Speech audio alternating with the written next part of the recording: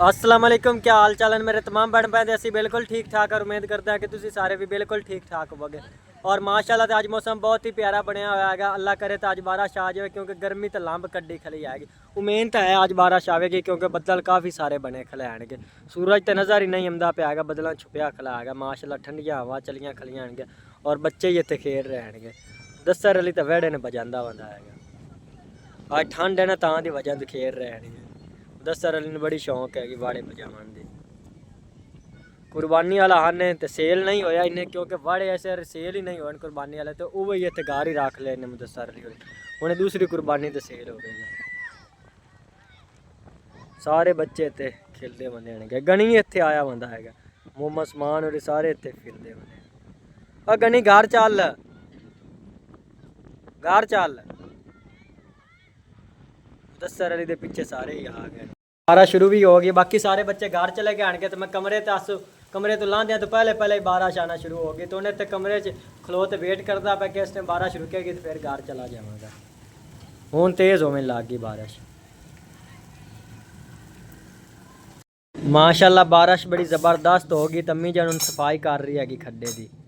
हाँ जी, आ सारा पानी बाहर काट के सटिया ते सामना सारा खराब होया पे ते नेम दे पास सारे खादे दे बेचना सारे विजे पे आ। हाँ जी, अम्मी जान इस तरह एक बारिश और आ गई ना तो गर्मी का जोर टूट जाना है। हाँ जी, गर्मी बिल्कुल ना घट जाती ना जी, बारिश बहुत ज्यादा आई है ना। हाँ जी, अगली बार भी बहुत ज्यादा आई है, 1-2-3 दिन गर्मी घट गई है। हाँ जी, ते मोर ज्यादा गर्मी पवे ना। हाँ जी, 2-4 बारिशें इस तरह इकट्ठियां आवें ना तो फिर अम्मी जान गर्मी कम हो जाएगी। गर्मी पवनी भी बड़ी काफी सारी। हाँ जी, माशाल्लाह बारिश तो आज बहुत अच्छी हुई हैगी अम्मी जान।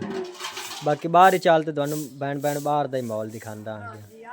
सारी सफाई कर लेनी है तो फुआर जी होनी पर बिल्कुल पमदी। हाँ जी, आज दा ये परेशान होई खड़ी जी रोटियां पकी में पकावा। हाँ जी, अम्मी जान टांड केड़ी बाहर पई है भेज गई। बाहर रह गई है ना, मैं तो आज सुबह सांझे चली गई सुरून वाई रू चुकन गया सुना नरमा। हाँ जी, ओदी चौक ते आई है तो बिल्कुल उठे हनेरी आ गई तो थोड़ी बहुत ने कनियां डिग्गियां लग पे सन मोरी मेरे नाले। हाँ जी, ते आया तो ना टांड दा चेता भी नहीं रहा भी अंदर रखन दा रे।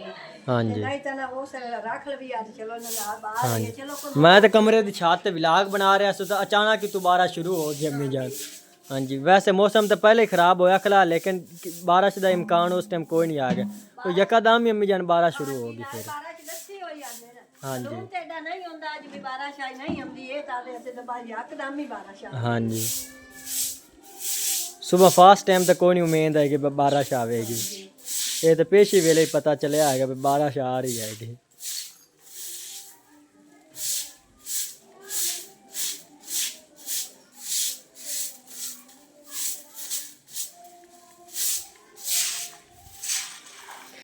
और बाहरला माहौल चेक करो, माशाल्लाह कितना प्यारा मौसम आज लग रहा है। तो बारिश हम फिर शुरू हो खली हैगी, पहले ही काफ़ी सारी होगी। सड़क वाले सारे खड्डे बारिश के पानी ना भरे पे आएंगे, तो हम फिर किन मेन लगी खली हैगी।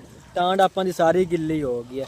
इधरली साइड तो होंगी कोई थोड़ी बहुत ही गिल्ली होनी है, उपर गिल्ली होवे, थल्ले वाली सुक्की होनी हैगी। तो परनाले के थल्ले आई तो सारी गिल्ली होई पी, क्योंकि परनाले वाला सारा पानी नहीं पौंदा रहा है। तूफानी बारिश आई तो उनके ना सारी जवार का ही नुकसान होया पिया है। पीरां की जवार है तो सारी लेटी पी हैगी। तकरीबन हतवाड़ा एक जवार का है 4 कनाला, तो सारी लेट गई हैगी।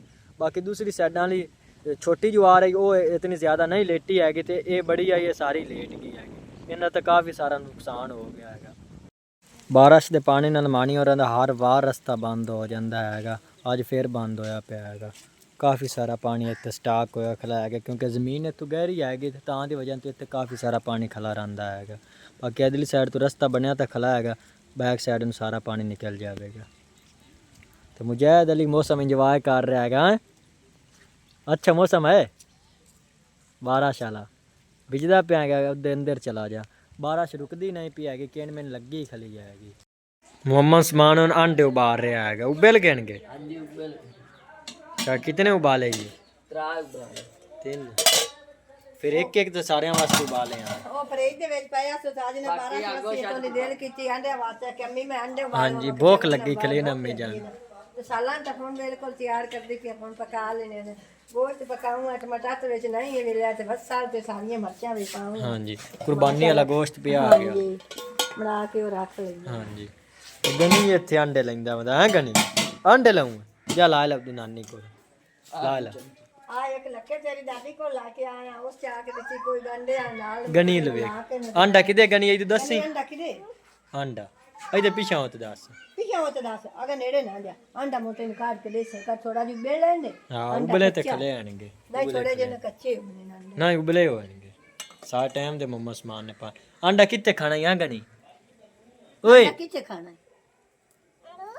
ਉੱਥੇ ਚਾਲ ਕਣੀਆਂ ਪੰਦੀਆਂ ਪਿੰਡ ਅੰਦਰ ਵਗ ਜਾ ਕੱਪੜੇ ਤੇਰੇ ਭੇਜਿਆ ਸੀ ਮਾਂ ਦਾ ਲਾ ਕੇ ਵਗੀ ਚੱਲ ਤੋੜ ਆਂਡਾ ਬਾਹਰ ਕੱਢ ਦਿਓ ਸੰਮੀ ਇਹ ਸੈਨ ਕੋ ਜਾਣਾ ਹੀ ਨਾ ਚਾਲ ਆਂਡਾ ਹੁਣ ਪਰ ਚੱਲ ਉਹ ਕਵਲੀ ਲਾਇਆ ਉਹਦੇ ਵਿੱਚ ਰੱਖ ਦੇਗਾ ਜਾ ਆਦੀ ਅੰਮੀ ਕੋ ਕਵਲੀ ਲਾ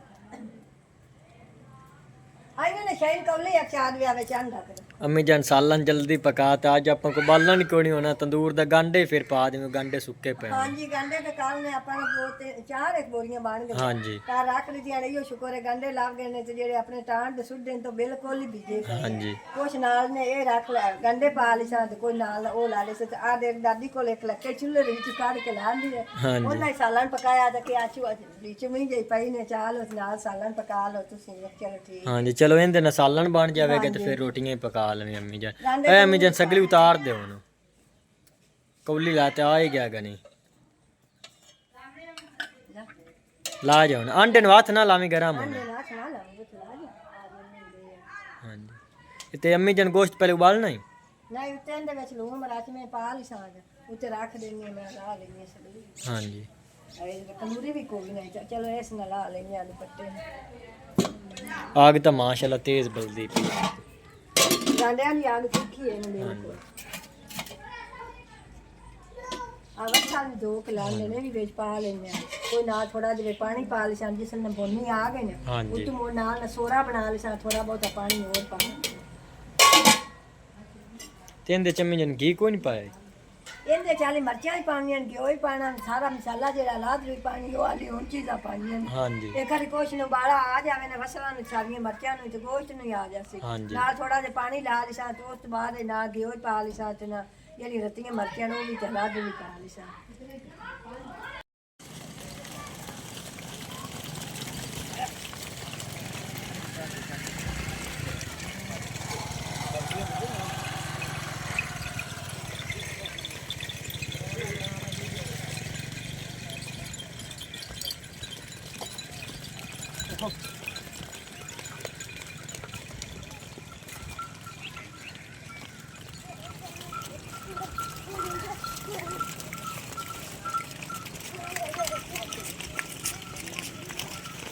और बैटरी मोबाइल की बिल्कुल लो ही खली है बस थोड़ी बहुत ही है कि उन्हें सिर्फ विलाग ही अपलोड होना है तो करंट ही कोई नहीं आएगा पता नहीं करंट किस टाइम आएगा बस थोड़ा बहुत ही विलाग बनाया है तो बड़े भैन ने शेयर कर दिता है बाकी तमाम भैन भैन अगे रिक्वेस्ट है कि शान फैमिली विलाग में सपोर्ट करो जिन्ना भैन भाई अजे तक साढ़े चैनल सबसक्राइब नहीं किया वो सबसक्राइब कर लो बहुत मेहरबानी होगी और ये वाला विलाग में इत्थे खत्म करना अल्लाह हाफिज़ सारे।